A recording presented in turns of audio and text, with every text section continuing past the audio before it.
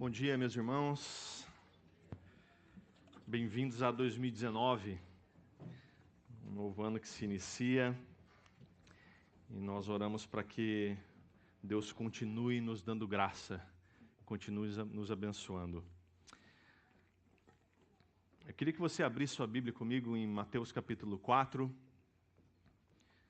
Nós vamos tratar de um assunto que algum tempo atrás eu já vinha conversando com os jovens no domingo à noite. Aliás, o nosso culto com os jovens volta. Para quem não sabe, o nosso culto com os jovens é no domingo à noite, às 19h.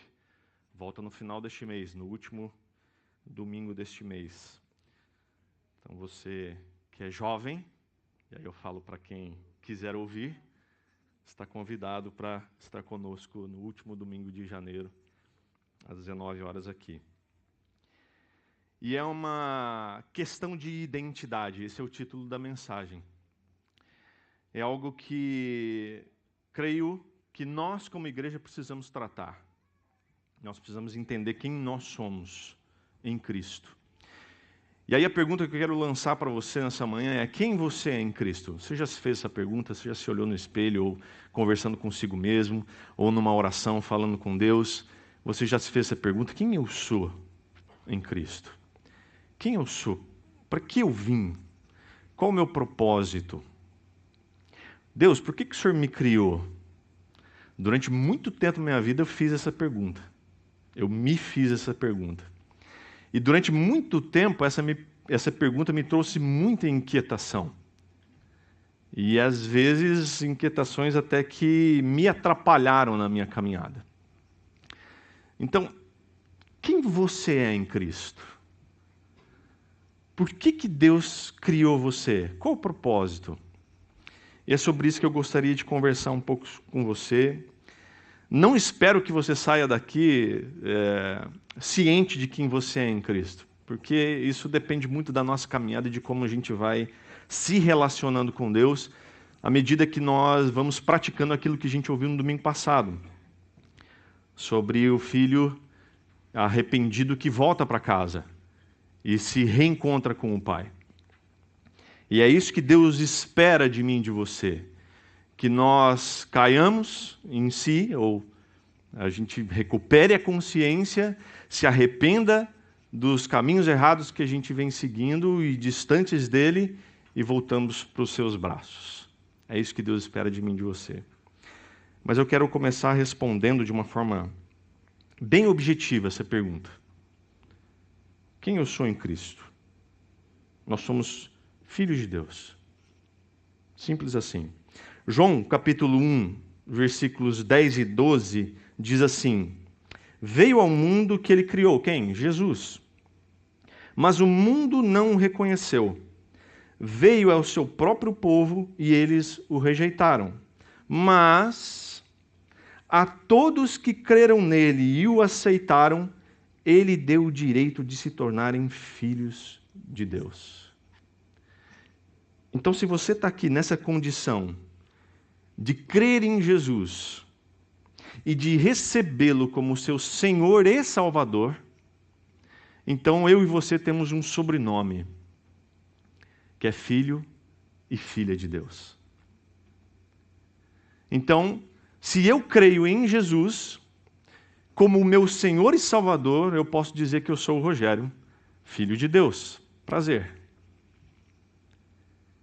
Então, se você está aqui nessa mesma condição, essa pergunta já está respondida. Então, quem é você? Eu sou filho, filha de Deus. Só que há momentos na nossa vida que crises de identidade acontecem.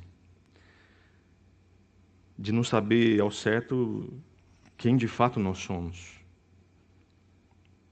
E é aí que alguns exemplos bíblicos nos ajudam a compreender que tipo de crise é essa e como lidar com ela. E é isso que eu gostaria de tratar com você. Antes da gente ler o texto de Mateus capítulo 4, deixa eu falar para vocês de alguns exemplos bíblicos. Se a gente voltar para Números capítulo 13, enquanto o povo de Israel que havia saído do Egito e está no deserto em direção à terra prometida, Moisés reúne 12 homens, cada um de uma tribo de Israel, e diz para eles o seguinte: nós temos a terra prometida, está próxima de nós, e eu preciso que vocês vão para lá e observem essa terra. Vejam se de fato ela é boa. Esses 12 homens vão até a terra prometida, eles observam a terra, eles veem que de fato a terra é muito boa. Se você se lembra do texto, da história, eles observando a terra, eles percebem que cachos de uvas precisam ser carregados por 2 homens, de tão frutífera e produtiva é essa terra. E eles dizem assim: olha, de fato a terra é muito boa, é uma terra que de fato emana leite e mel. Só que tem um problema. A terra é habitada por gigantes.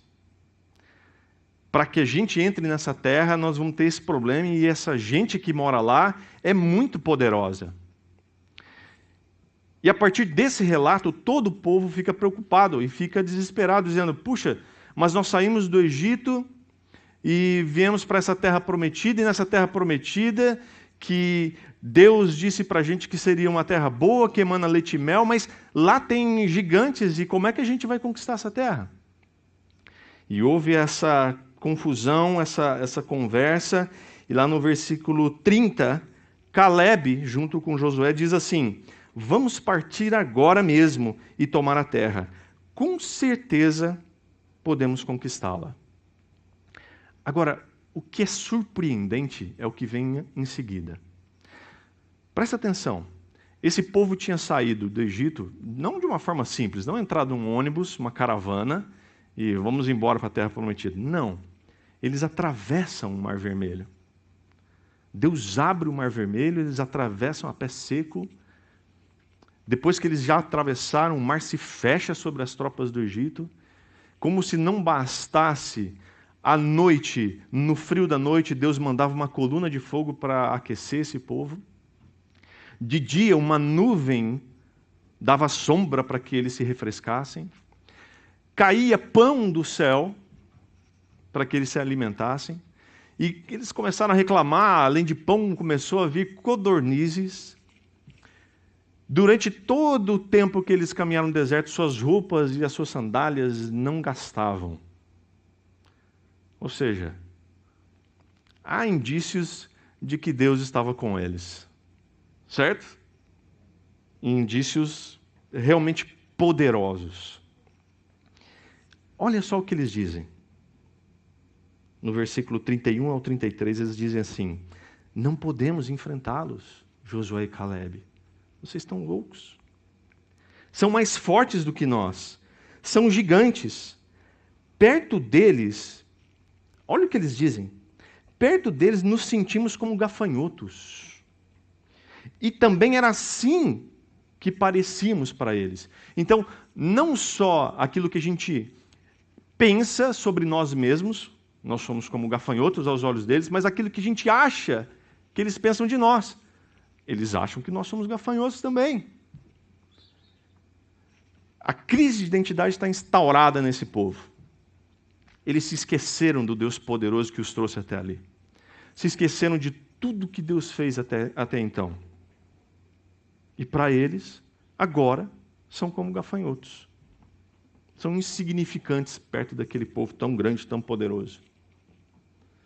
O que faz essas pessoas que caminham perto de Deus, veem os sinais de Deus na sua vida, de repente se sentir um fracassado, se sentir um derrotado, diante de uma dificuldade aparente?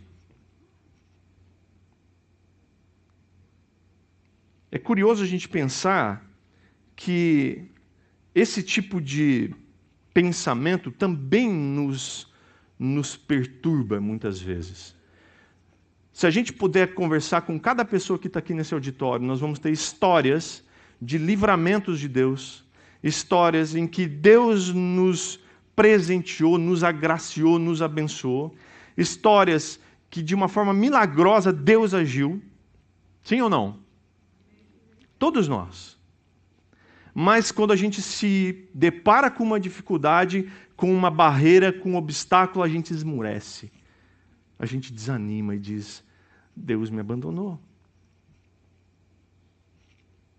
Esses homens, esses 10 espias, estavam com uma crise de identidade. O resultado nós sabemos: Josué e Calebe se levantaram. Não! Deus está conosco, Deus esteve até agora e vai estar conosco. Nós vamos subir e conquistar a terra. E eles fizeram. E eles conseguiram. Um outro exemplo muito interessante sobre crise de identidade é os 40 dias de tortura emocional que Golias fez com o povo de Israel. Lembram disso? Lá em 1 Samuel 17. A história diz que os 2 exércitos de Israel e dos filisteus estavam prestes a guerrear, e os 2 exércitos ficam em 2 colinas, um de frente para o outro. E surge um homem de 2,90 metros de altura, 1 metro a mais que eu, armado até os dentes, e lança um desafio. Ele diz assim, no versículo 8 e 9, de 1 Samuel 17. Por que saíram para lutar? Eu sou filisteu e vocês... Presta atenção no que ele vai dizer. Eu sou filisteu e vocês são servos de Saul. Escolham um homem para vir aqui e lutar contra mim. Se ele vencer, seremos seus escravos, mas se eu o matar, vocês serão nossos escravos. Como é que era conhecido o exército de Israel? Como que as pessoas conheciam o exército de Israel? Como que ele se denominava? O exército do Deus vivo. E aí Golias, muito sutilmente, muito inteligente, muito astuto, diz assim: vocês são servos de Saul. Vocês estão querendo guerrear? Então, vem um homem de vocês contra mim. Quem vencer vai subjugar o outro povo. O resultado é que o medo e o pânico se instaurou naquele exército, naquele povo. E eles ficaram desesperados, não sabiam o que fazer. Durante 40 dias, Golias ficou ali, de manhã e à tarde, dizendo: e aí? Quem de vocês vai me enfrentar? Ninguém era louco o suficiente de ir enfrentar um homem de 2,90 metros, todo armado, preparado, guerreiro. O texto continua dizendo que Davi tinha 3 irmãos que estavam na guerra, que estavam ali no fronte de batalha. E o seu pai mandava que Davi levasse pães para os seus irmãos e para ver como é que estava a situação no campo de batalha. Só que um dia, Davi chega e flagra Golias dizendo essas palavras. Quando Davi ouve o que Golias está dizendo, Davi, que estava com a sua identidade de pertencente do exército do Deus vivo e intacta, não tinha sido bulinado pelo Golias, porque isso aqui é bullying, né? O Golias estava fazendo muito bullying com o povo de Israel. Davi, quando ouve o que Golias está dizendo, ele fica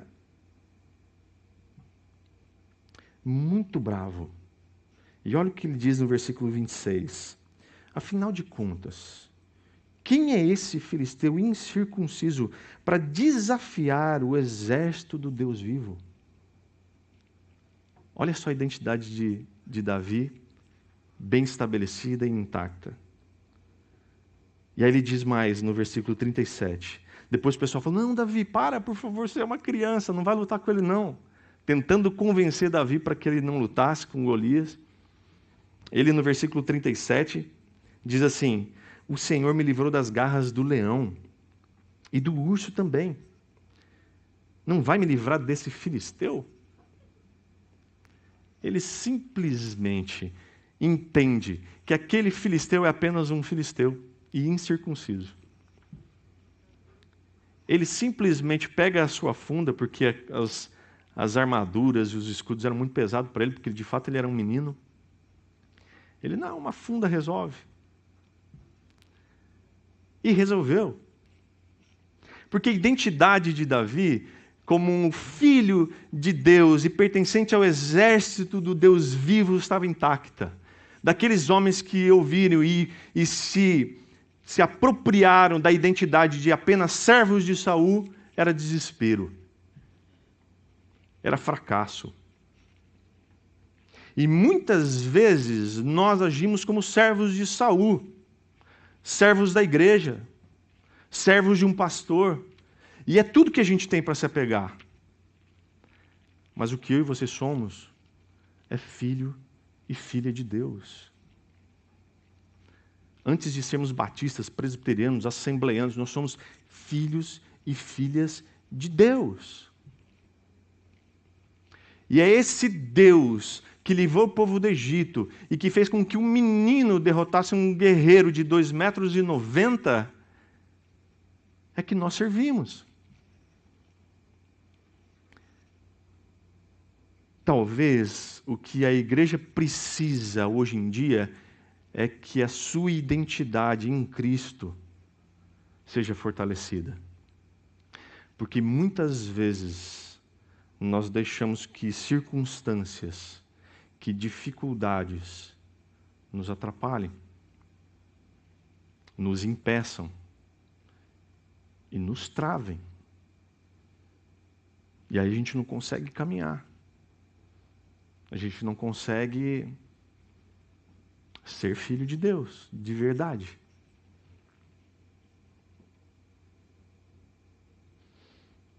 Mas Jesus nos mostra como é que a gente pode fazer para que a nossa identidade em Cristo seja uma identidade forte, uma identidade perseverante.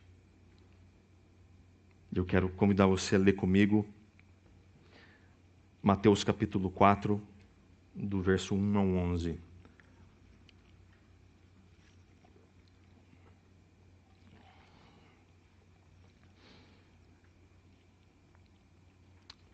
Vamos ler a última frase do versículo 17, depois que Jesus é batizado,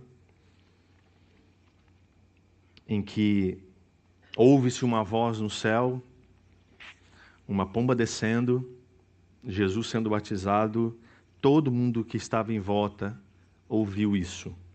Este é o meu filho amado, que me dá grande alegria.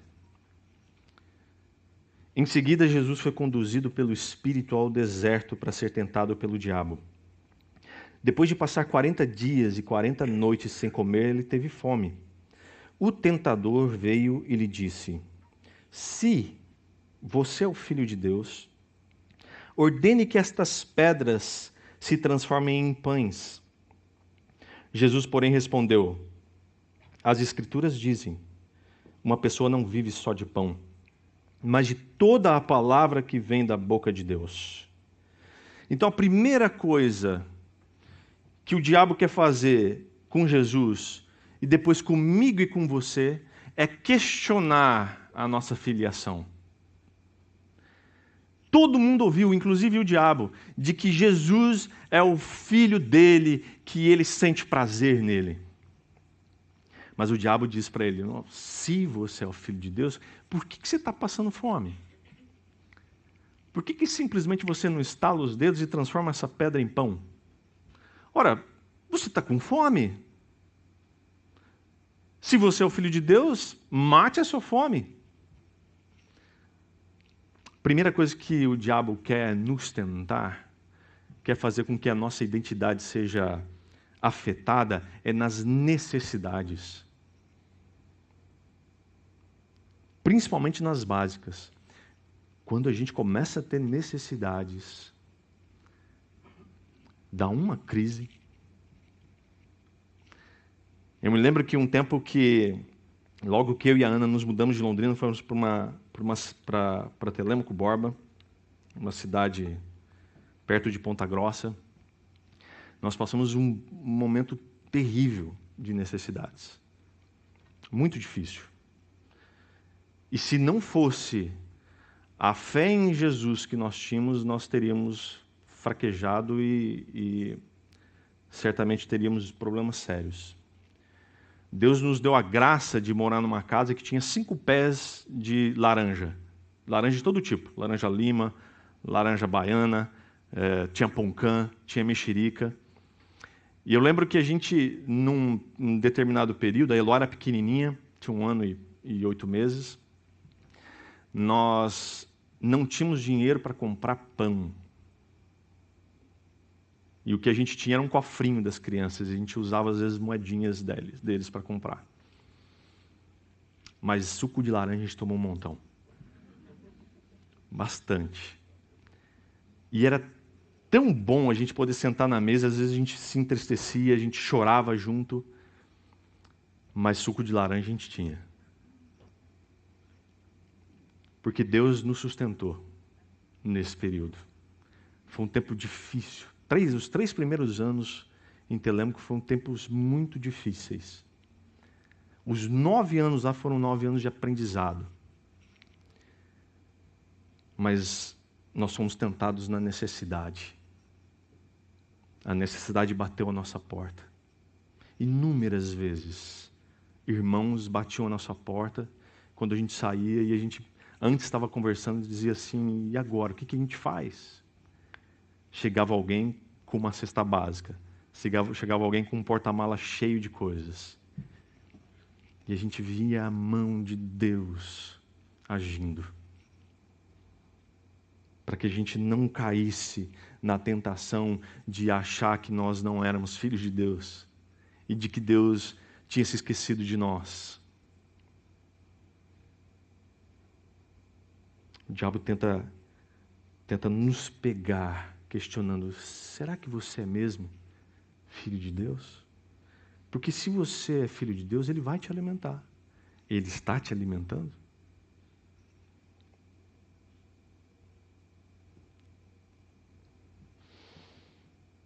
Se Deus é pai e o seu filho passa fome, o que tem de mais você transformar uma pedra em pão?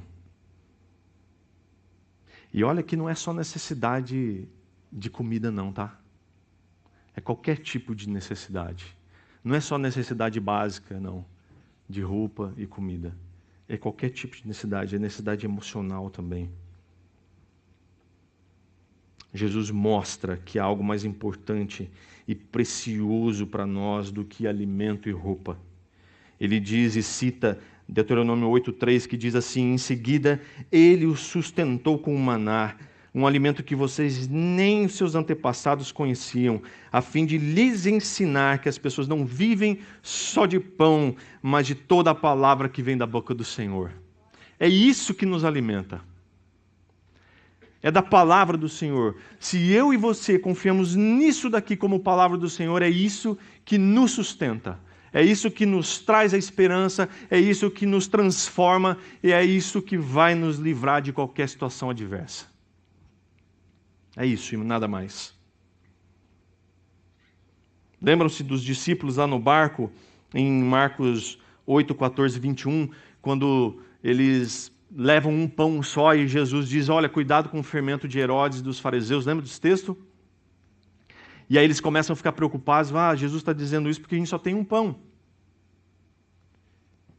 E aí Jesus diz para eles assim, vocês não entenderam nada ainda? Eles haviam acabado de sair de 2 multiplicações de pães e peixes. 2 vezes. E quando eles pegam o barco para ir para o outro lado e conseguem levar um pãozinho só, Jesus diz para ele, cuidado com o fermento de Herodes e dos fariseus. Ele estava dizendo assim, cuidado com o sistema religioso e o sistema político. Tome cuidado com isso. Eles começam a achar que o problema é comida. E aí Jesus falou assim, vocês não entenderam ainda? Vocês não estavam andando comigo até agora? O que foi que aconteceu na primeira multiplicação? Sobraram quantos cestos? 12. E na segunda? 7. E vocês não entenderam ainda? De que se eu estiver com você, uma coisa você pode ter certeza, você não passa necessidade. E esses discípulos tinham problemas, às vezes, muitas vezes a gente vê isso ao longo dos evangelhos, problema de identidade, porque caminha ao lado de Jesus, está vendo os seus sinais, está vendo o que está acontecendo, e muitas vezes eles ficam, e agora? O Senhor nos desamparou. A segunda coisa que o diabo nos tenta, e tentou tentar Jesus, está no versículo 5 a 7, que diz assim: Então o diabo o levou à cidade santa, até o ponto mais alto do templo, e disse: Se você é o Filho de Deus, salte daqui, pois as Escrituras dizem: Ele ordenará aos seus anjos que o protejam, eles o sustentarão com as mãos, para que não machuque o pé em alguma pedra. Jesus respondeu: As Escrituras também dizem: Não ponha à prova o Senhor, seu Deus. Uma das coisas que o diabo também nos tenta é sobre proteção. Muitas e muitas vezes nós nos sentimos desprotegidos, de que algo ruim vai acontecer, de que nós estamos à mercê de uma tragédia, e essas coisas nos perturbam tanto que nos impossibilita, às vezes, de caminhar, de ir para frente, de evoluir, porque o medo se instaura. E o medo bloqueia. Todos nós temos essa necessidade de nos sentir protegidos. E muitas vezes nós temos a impressão de que Deus nos abandonou. Às vezes a gente ora, não sei se isso já aconteceu com você, comigo já. Ora, e parece que Deus não está ouvindo. Parece que a gente bate na porta de Deus e parece que não tem ninguém em casa naquele dia. Só que a gente se esquece de que realmente Deus não está lá dentro. Ele está ali com você, através do teu Espírito Santo. E Deus não descansa, nem de dia e nem de noite, nem um só momento. Ele não está alheio ao meu e ao seu sofrimento. Ele não é indiferente. Ele está atento, de olhos bem abertos. O diabo desafia Jesus, mais uma vez, coloca em xeque a sua identidade. Ele diz: se você é o Filho de Deus, Ele vai te proteger? Se Ele vai te proteger, então se joga daquele prédio. Quero ver se esse Deus realmente te protege. Quero ver se esse Deus realmente está com você.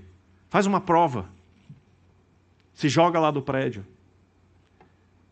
Meus irmãos, eu tenho visto por aí algumas igrejas com esse negócio. Não, faz uma prova com Deus.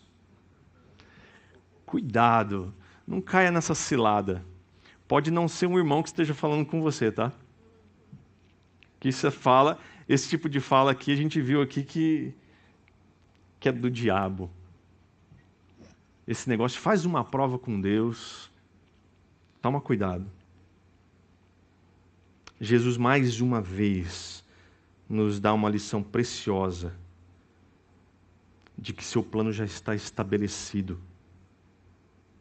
E a nós cabe só acreditar nele e na sua palavra, naquilo que ele já traçou para mim e para você, naquilo que já é projeto dele para mim e para a sua vida. De novo ele cita Deuteronômio capítulo 6 agora, versículo 16 e 17, que diz assim: Não ponham à prova o Senhor seu Deus, como fizeram quando se queixaram. Obedeçam cuidadosamente aos mandamentos do Senhor, seu Deus, bem como todos os preceitos e decretos que Ele lhes ordenou. Outra vez. O que nos garante proteção é obedecer os seus decretos. É obedecer aquilo que Ele nos deixou como nosso guia. o nosso guia de fé e de prática. Que muita gente tem só como guia de fé, né? Eu acredito nisso. Mas prática é o que nos faz ser protegidos. Jesus já disse isso. Aquele que ouve as minhas palavras e não pratica é como um homem que edifica sua casa sobre areia. A primeira tempestade leva essa casa. Não adianta eu conhecer essa palavra e não praticá-la. É necessário ter prática. De novo, eu quero dar um exemplo sobre os discípulos, que eram homens que caminhavam perto de Jesus. Lembra quando Jesus estava atravessando o mar e ele estava indo em direção àquele homem que vivia nos cemitérios, o endemoniado gadareno? O que acontece na travessia? Uma tempestade. Jesus no barco com os seus discípulos, a tempestade vem sobre aquele barco e Jesus fazia o quê? Dormia. E os discípulos preocupados, achando que iam morrer, vão lá, acordam Jesus. Jesus! Lembra daquela história de bater na porta, achar que Deus está dormindo? Nesse caso, Jesus estava mesmo. Mas era para ensinar. Você não se importa que a gente vai morrer? Você não se importa que chegou o fim? Jesus se levanta, repreende o mar. E naquele momento, a calma vem sobre os ventos, sobre o mar. E Jesus diz para eles: vocês ainda não entenderam. E eles ficam tão chocados com aquilo, tão impressionados, que eles dizem: quem é esse homem que até o mar e o vento lhe obedecem? O mar e o vento obedecem, falta a gente obedecer. Falta a gente ouvir as suas palavras e obedecer e praticá-las. Porque só assim nós seremos protegidos, estaremos seguros. Por último, o diabo tenta na necessidade de poder. O versículo 8 em diante diz assim: em seguida, o diabo o levou até um monte muito alto e lhe mostrou todos os reinos do mundo e sua glória. Eu lhe darei tudo isso, declarou. Basta ajoelhar-se e adorar-me. Saia daqui, Satanás, disse Jesus, pois as Escrituras dizem: adore o Senhor seu Deus e sirva somente a Ele. Então, o diabo foi embora e os anjos vieram e serviram. Dessa vez, o diabo já não usa mais o si, perceberam? Tá bom, Jesus, eu entendi. Sua identidade está muito bem estabelecida. Já percebi que você entende que você é o Filho de Deus. Que tal agora mais poder? Porque se você quiser poder, eu posso te dar. Está vendo tudo isso daqui? Pode ser seu. Se você adorar a pessoa certa. E nesse caso sou eu. Poder é algo que mexe com o nosso coração. Mexe com os nossos desejos. Perceba que o diabo não questiona mais a identidade, mas ele propõe uma nova identidade. Tudo bem, eu já entendi que você é filho e filha de Deus. Mas que tal ser algo mais do que isso? Que tal o seu próprio Deus? Que tal deixar de ser filho e passar, pelo menos, ser igual a Ele? E é aí que a coisa pega. Porque muitas vezes eu e você, às vezes a gente fala: não, mas espera aí, eu nunca quis ter reinos, ter dominação sobre nada. Não mesmo? Nem mesmo sobre a sua própria vida? Nunca quis ser senhor de si mesmo? Às vezes a gente quer ter o poder nas nossas mãos de decidir aquilo que a gente quer. E aí que a gente comete um erro grave. Porque quando a gente decide viver por nós mesmos, nós nos apartamos desse Deus. E nós nos apartamos deste que supre as nossas necessidades. Das mais básicas, as de proteção e a de governar com Ele. Mas Jesus sabia que apenas o Pai lhe poderia investir de poder. Não haveriam soluções fáceis como as que o diabo está propondo. E não vai haver soluções fáceis para mim e para você. Infelizmente, eu preciso te dizer isso. Os problemas que você tem para 2019 continuam sendo problemas. E muitos deles não vão ser fáceis de resolver, não.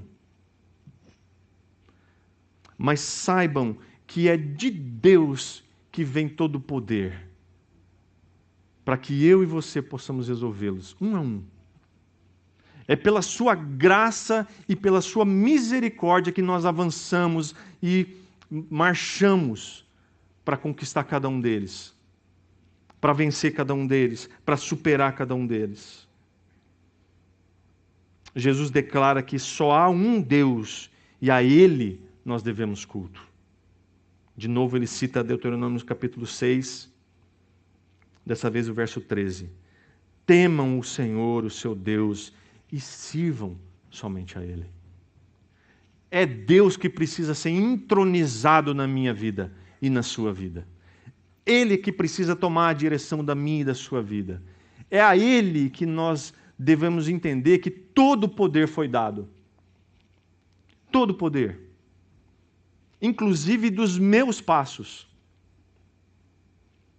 Porque se eu quiser descer desse tablado aqui daqui a pouco, se eu não depender dele, provavelmente eu vou me estatelar no chão.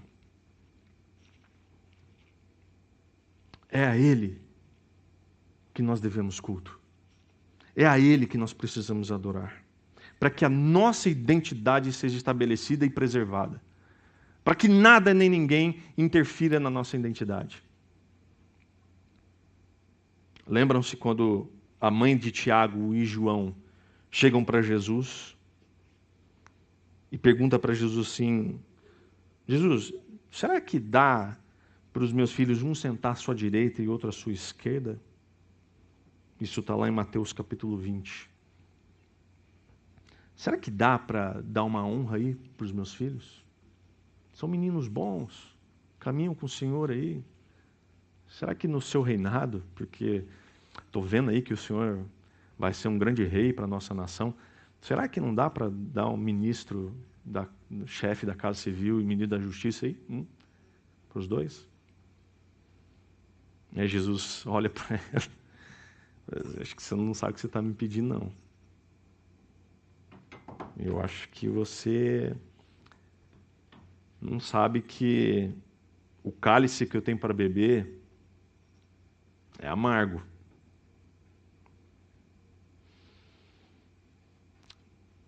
Às vezes a nossa identidade pode dar uma inflamada, uma inflada. E a gente pode se achar um pouco mais do que a gente é. E não se trata de identidade depreciada que Deus quer que eu e você tenhamos. Aquela postura humilde, caidinha, de quem eu sou servo. Não. O que Deus quer que eu e você tenhamos como identidade bem estabelecida é de filho e filha de Deus. Dependentes dEle. Dependentes da sua graça.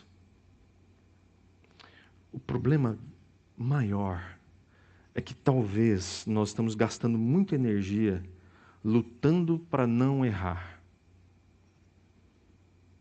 Quando na verdade a gente precisava se esforçar para acertar. É difícil isso, porque muitas vezes quando a gente se depara com algo que a gente sabe que aquilo não agrada a Deus, a gente fecha os olhos e diz: eu não posso. Ai, Deus, me ajuda. Quando, na verdade, nós precisamos olhar de frente e dizer: isso não tem nada a ver com quem eu sou em Cristo. Eu não quero. Não, eu não posso. Livra-me, Deus. Não, isso não tem nada a ver com quem eu sou. Porque eu sou filho e filha de Deus. Quem eu sou em Jesus não tem nada a ver com isso. Não tem nada a ver com sonegação. Não tem nada a ver com sexo fora do casamento. Não tem nada a ver com facilidades. Porque isso vai afetar a minha identidade de filho e filha de Deus. Isso vai me distanciar de Deus. Chega de viver com crise de identidade. Nós precisamos entender de uma vez por todas quem nós somos em Cristo Jesus. Que é aquele que nos resgatou das trevas e nos transportou para uma vida nova. Uma vida cheia de desafios, sim. Mas desafios que vão ser vencidos e superados junto dele. Para finalizar, eu quero dizer para você o que Pedro nos diz em 1 Pedro 2, de 9 a 10. Ele diz assim: vocês, porém, são povo escolhido, reino de sacerdotes, nação santa, propriedade exclusiva de Deus. Assim vocês podem mostrar às pessoas como é admirável aquele que nos chamou das trevas para a sua maravilhosa luz. Antes, vocês não tinham identidade como povo, mas agora são povo de Deus. Antes não havia recebido misericórdia, agora receberam misericórdia de Deus. Então, esse novo ano que se inicia, que eu e você possamos ter muito claro, muito definido a nossa identidade nele. Quem nós somos em Cristo Jesus, filhos e filhas dele, filhos e filhas do seu amor, prontos para enfrentar qualquer obstáculo, sabendo que ele está no barco sim, e ele não está alheio às nossas dificuldades que virão. E quando a tentação bater na minha e na sua porta, nós possamos dizer: Satanás, você não sabe de nada. Porque eu tenho a sua palavra. E é nela que eu me ancoro. É nela que eu estou sustentado. É ela que me sustenta. É ela que supre as minhas necessidades. E é através dela que eu me relaciono com esse Deus. Amém, queridos?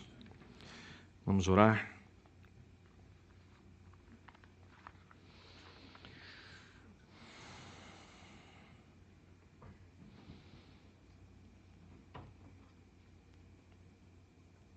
Deus, muito obrigado, Senhor.